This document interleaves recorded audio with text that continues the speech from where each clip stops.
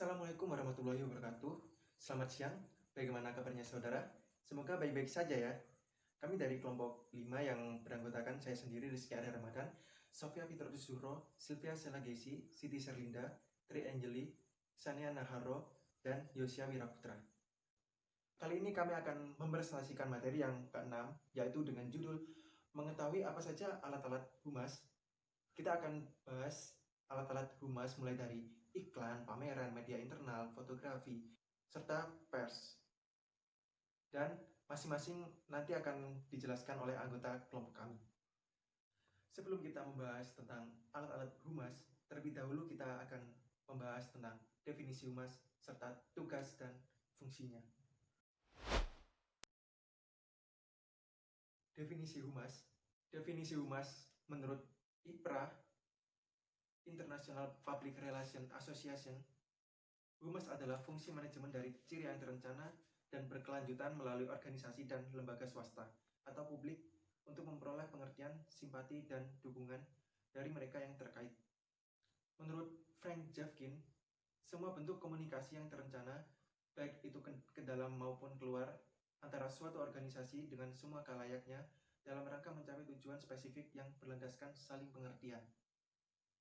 Dan menurut John E. Marston, humas adalah komunikasi yang dirancang dengan perencanaan, bersifat persuasif untuk mempengaruhi khalayak tertentu. Sedangkan pengertian secara umum, humas yaitu suatu usaha yang disengaja dilakukan, direncanakan secara berkesinambungan untuk menciptakan saling pengertian antara sebuah lembaga institusi dengan masyarakat. Selanjutnya adalah tugas humas. Meskipun hasil kerjanya tidak dalam bentuk fisik seperti bagian keuangan maupun marketing, tugas humas ini tidak kalah pentingnya dengan bagian yang lain, di mana tugas humas ini merupakan bagian dari komunikasi antara organisasi dengan publiknya untuk mencapai citra positif. Menurut Hannah Walby, terdapat 3 tugas humas. Pertama, membantu pimpinan dalam mempersiapkan bahan-bahan informasi sebelum disampaikan kepada publik. Artinya, segala informasi yang didapat harus dikelola terlebih dahulu. Humas harus selalu mengantisipasi informasi yang dapat memberikan citra negatif kepada perusahaan. Yang kedua, membantu pimpinan dalam memberikan informasi kepada publik. Jadi, setelah informasi-informasi yang dianggap dapat memberikan citra negatif kepada perusahaan telah berhasil diantisipasi oleh humas, maka humas bisa menyampaikan informasi-informasi tersebut kepada publik atas izin pimpinan. Lalu yang ketiga, tugas humas ketiga yaitu membantu pimpinan dalam mengembangkan rencana kegiatan-kegiatan yang berhubungan dengan pelayanan kepada publik. Humas juga membantu untuk mengembangkan perencanaan pelayanan publik, baik itu kegiatan-kegiatan publik, fasilitas-fasilitas publik, yang dimulai dari perencanaan jangka pendek, menengah, dan jangka panjang. Yang ketiga ada fungsi humas dan peranan humas. Fungsi humas yaitu sebagai jembatan penghubung antara organisasi dengan publiknya. Artinya di sini seorang praktisi humas juga harus membangun hubungan yang efektif dengan publik yang dianggap penting bagi organisasi agar mudah mencapai tujuan yang diharapkan. Selanjutnya peran humas. Peran humas sendiri menurut Fridaka tahun 2002 dapat dibedakan menjadi 2, yakni peranan teknis dan peranan manajerial. Peranan manajerial dikenal dengan peranan tingkat manajemen. Peranan tersebut dapat diuraikan menjadi 4, yaitu yang pertama ada expert principal communication, yaitu seorang ahli memberikan nasihat kepada pemimpin dalam organisasi. Yang kedua ada problem solving process facilitator, yaitu sebagai fasilitator dalam proses pemecahan masalah. Yang ketiga ada communication facilitator, yaitu peranan humas sebagai fasilitator komunikasi antara perusahaan dengan publik. Yang terakhir, yang keempat, teknis communication, yaitu praktisi humas dianggap sebagai pelaksana teknis communication.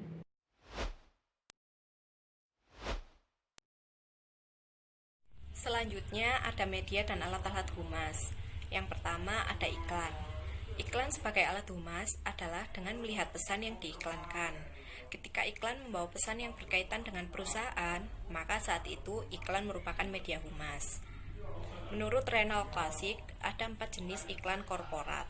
Yang pertama, Public Relations Advertising, yaitu iklan yang ditujukan kepada masyarakat dengan tujuan menjelaskan tentang suatu hal menyangkut pelayanannya.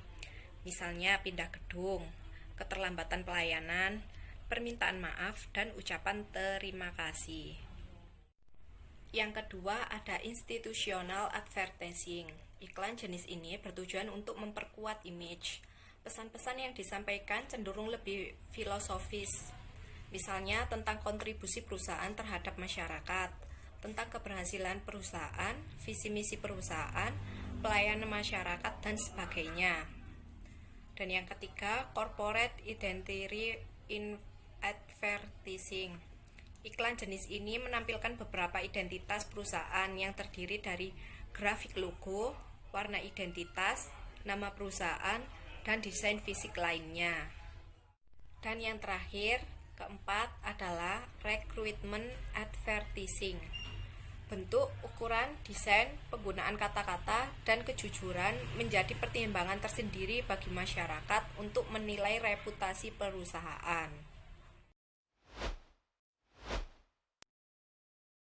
Nah, yang selanjutnya itu adalah pameran. Nah, pameran ini merupakan kegiatan ajang publikasi yang baik. Nah, disinilah Humas memanfaatkan pameran itu sendiri untuk memperoleh publisitas. Namun, pameran juga memiliki implikasi buruk, yaitu bagi Humas sendiri, bila ada stand yang tidak dibangun, maka akan mencerminkan wibawa perusahaan tersebut. Nah, jika ada penjaga stand yang tidak mencerminkan budaya organisasi. Nah, yang selanjutnya itu adalah media internal. Media internal ini berisi tentang beberapa info perusahaan yang sifatnya itu top down maupun bottom up, yang tujuannya itu diciptakan untuk menciptakan kondisi yang well informed dan menjaga loyalitas karyawan tersebut. Selanjutnya saya akan menjelaskan tentang fotografi. Foto di sini sangat diperlukan sebagai alat dokumentasi, publikasi, berita maupun iklan dari perusahaan. Nah, foto yang ada dalam publikasi tersebut tidak boleh bertentangan dengan image perusahaan, karena apabila bertentangan dapat menurunkan citra dari perusahaan tersebut. Selanjutnya ada film. Film merupakan media komunikasi, instruksi, riset, dan sebagainya. Nah, melalui film tersebut, Humas dapat menyampaikan pesan-pesan dari perusahaan. Selain itu, dengan dibentuknya film dapat membangun citra dari perusahaan tersebut. Terima kasih atas kesempatannya. Di sini saya Yosia Wiraputra akan melanjutkan presentasi dari kelompok saya. Dan pada presentasi dari teman saya sebelumnya mengenai media dan alat-alat Humas. Dan pada kesempatan kali ini saya akan menjelaskan mengenai pers. Tapi terlebih dahulu saya ingin bertanya dulu kepada teman-teman, apakah ada yang mempunyai sedikit gambaran mengenai apa sih itu pers? Dan pada saat kali ini saya akan memberikan sedikit gambaran mengenai apa sih itu pers. Ini gambarnya ada di sini. Teman-teman bisa lihat. Oke, selanjutnya saya akan menjelaskan apa itu pers.